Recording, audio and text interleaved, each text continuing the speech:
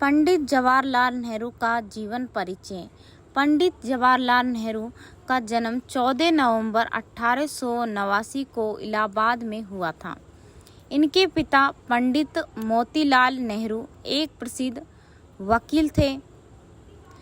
इनकी माता स्वरूप रानी उदार विचारों वाली महिला थी। पंडित जवाहरलाल नेहरू की पत्नी का नाम कमला नेहरू था। पंडित जवाहरलाल नेहरू की प्रारंभिक शिक्षा घर पर ही हुई। उच्च शिक्षा प्राप्त करने हेतु विलायत गए और वहां से वकालत पास करके भारत लौट आए तथा इलाहाबाद उच्च न्यायालय में वकालत करने लगे।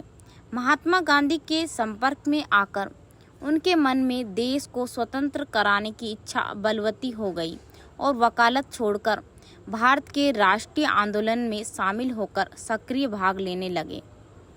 सन 1921 ईस्वी में वो इलाहाबाद में प्रिंस ऑफ वेल्स के स्वागत का विरोध करते हुए अपने पिता के साथ प्रथम बार जेल गए। भारत के स्वतंत्रता आंदोलन करते हुए संघर्ष में 9 बार जेल गए, किंतु कभी भी विचलित नहीं हुए।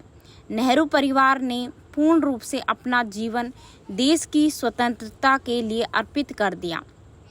पिता, पुत्र तथा इनकी पत्नी कमला नेहरू ने राष्ट्रीय आंदोलन के प्रत्येक कार्यक्रम में बढ़ चढ़कर भाग लिया।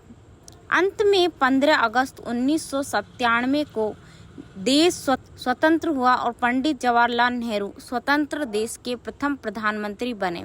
स्वतंत्रता प्राप्ति के समय देश की आर्थिक स्थिति अत्यंत जर्जर थी।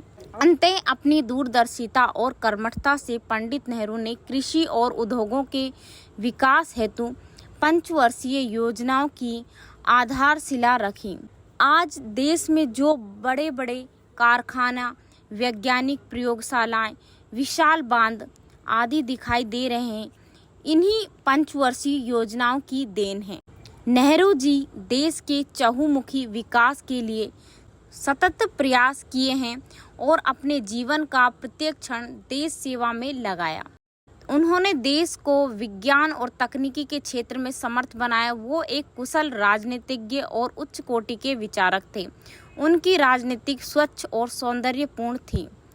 उन्होंने कारावास में रहकर अनेक पुस्तकों की रचना की थी, जिनमें से मेरी कहानी, विश्व इतिहास की झलक, भारत की खोज उनकी प्रसिद्ध पुस्तकों में से थी। नेहरू जी बच्चों के अति प्रिय, आज भी वो बच्चों के बीच चाचा नेहरू के नाम से लोकप्रिय हैं। उनका जन्म दिवस पूरे देश में बाल दिवस के रूप में मनाया जाता है। 27 मई 1964 ईस्वी को स्वास्थ्य खराब होने के कारण हमारे ये प्रिय नेता सदैव के लिए हमसे विदा हो गए। नेहरू जी ने ये इच्छा व्यक्त की थी कि उनके मरने के बाद उनकी चिता की भस्म खेतों में बिखेर दी जाए। अंततः उनकी इच्छा का पूरा सम्मान किया गया और उनकी चिता की भस्म को खेतों में बिखेर दिया गया। ऐसे थे हमारे प्रिय नेता पंडित जवाहरलाल नेहरू, जिनका नाम भारत के इतिहास में सदैव अमर रहेगा। अगर आपको ये वीडियो अच्छा लगा तो वीडियो को लाइक करें, शेयर करें और सब्सक्राइब करें और चैनल को सब्सक्राइब करें।